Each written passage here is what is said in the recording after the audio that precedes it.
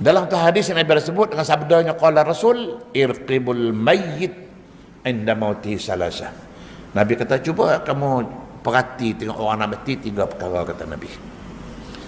Cuba kamu perhatikan orang nak mati itu 3 perkara. Apa dia? Yang pertama, in rasyahat jabinuhu. Kalau dahi dia berpeluh. Yang pertama, dahi dia berpeluh. Orang nak mati itu dahi berpeluh. Orang Melayu kata peluh jantan. Saya tak tahu lah peluh betina macam mana, wallahu a'lam. Peluh ni ada jantan betina kah? Orang Melayu kata peluh jantan, mercik dahi dia. Pertama, in rasyahat jabinuhu. Yang kedua, wazaraqat ainahu, bergenang air matanya. Allahu Akbar. Kadang-kadang mengalir keluar air mata dia. Kalau mata dia dah rapat dah, mengalir air mata.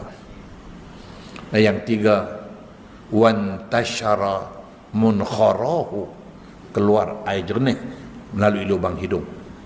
Tu 3 perkara kata Nabi. Yang pertama, kalau dahi dia berpeluh, tu masa dia nak mati tu. Dahi berpeluh.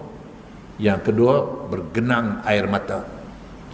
Yang ketiga, mengalir air jernih keluar melalui lubang hidung. Maka Nabi kata fahiya rahmatun minallah qad hallat bih. Itu menunjukkan rahmat Allah dah sampai kepada dia. Allah sayang dia, dia mati mendapat rahmat Allah.